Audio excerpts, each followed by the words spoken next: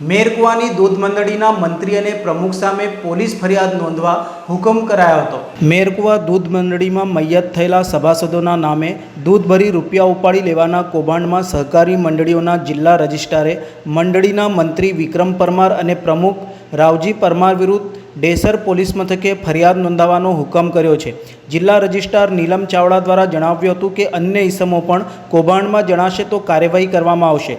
જિલ્લા રજિસ્ટ્રારે મેરકુવા દૂધ ઉત્પાદક મંડળીના પ્રમુખને દૂર કરવા બરોડા સેન્ટર કોઓપરેટિવ બેંકમાં અધિકારપત્ર આપવાની પ્રક્રિયામાં સંડોવાયેલા બેંકના અધિકારી અને કર્મચારીની વિગતો પણ બેંક પાસે માંગી તેમના વિરુદ્ધ કાયદેસરની કાર્યવાહી કરવા જણાવ્યું છે।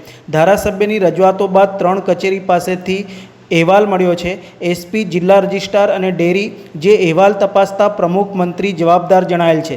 સાધારણ સભા કરી પ્રમુખને દૂર કરાશે।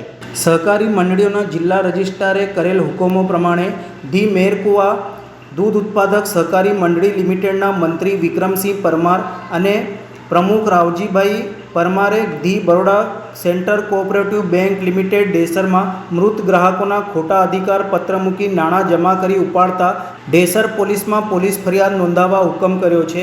બરોડા સેન્ટર કોઓપરેટિવ બેંકના 2019થી 2025ના બ્રાન્ચ મેનેજર અધિકારપત્રો મંજૂર કરી રૂપિયા ઉપાડવાની પરવાનગી આપનાર સામે શિસ્તભંગના પગલાંનો ચેરમેન મેનેજરનો અહેવાલ માંગ્યો છે।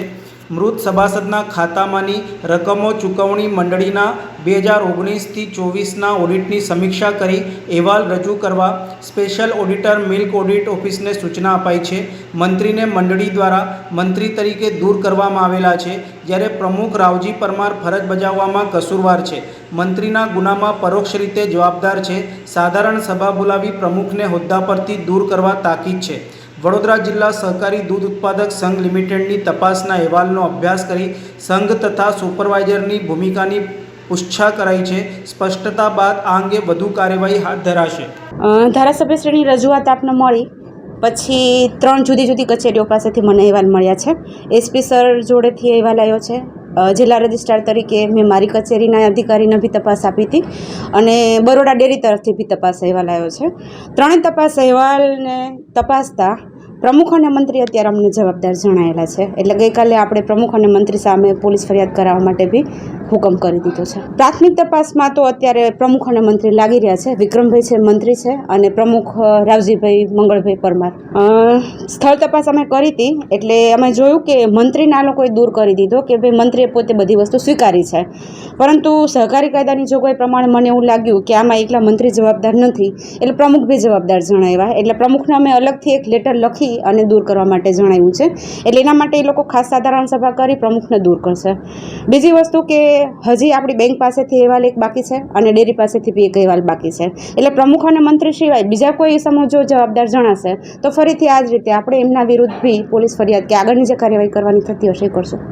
5 એવા સભાસદો છે જે મૃત્યુ પામી ગયા છે, તો એમના ખાતામાં આ મંડળીના મંત્રી દ્વારા પૈસાનો ઉપાડ અને લેવડ દેવડ કરવામાં આવી છે। પણ એકચ્યુઅલી અમે જોયું કે એને પૈસા ઉપાડી અને સામે સભાસદોને ચૂકવણું કરેલું છે। એટલે એવું નથી કે ખોટા નામે એને દૂધ ભરાવડાયું છે, જે લોકો મૃત્યુ પામેલા છે એના નામે દૂધ ભરીને પૈસા ઉપાડીને કોઈને નથી આપ્યા। એને એકચ્યુઅલી એવું કર્યું છે કે આખી મંડળીનું જે પેમેન્ટ થતું હોય ને એટલે સેમ રકમ 20 થી 25 ખાતામાં નાખી અને પૈસા ઉપાડ્યા છે અને સામે કોઈ સભાસદે 2 લીટર દૂધ ભર્યું છે, 5 લીટર ભર્યું છે, 10 લીટર, તો એ પ્રમાણે જે દૂધ ભરાણું છે એ પ્રમાણે ચૂકવણું કર્યું છે। એ જવાબદારી અત્યારે સ્વીકારી છે, મંત્રીએ જ સ્વીકારી છે કે મૃત્યુ પામેલા સભાસદના નામે એને ખોટી સહી કરી છે, અંગૂઠા બતાવ્યા છે, બેંકમાં ઓથોરિટી લેટર રજૂ કર્યો છે અને એને પોતે સ્વીકાર્યું બી છે। એટલે આપણે પોલીસ ફરિયાદ માટે હુકમ કરી દીધો છે। બેંક પણ એટલી જવાબદાર આપની પ્રથમ દ્રષ્ટિએ હજી પ્રાથમિક તપાસમાં પ્રમુખ મંત્રી આવ્યા છે અને બેંકના અમે અલગથી અહેવાલ માંગ્યો છે। એ આવે પછી અમને ખબર પડે કે શું છે।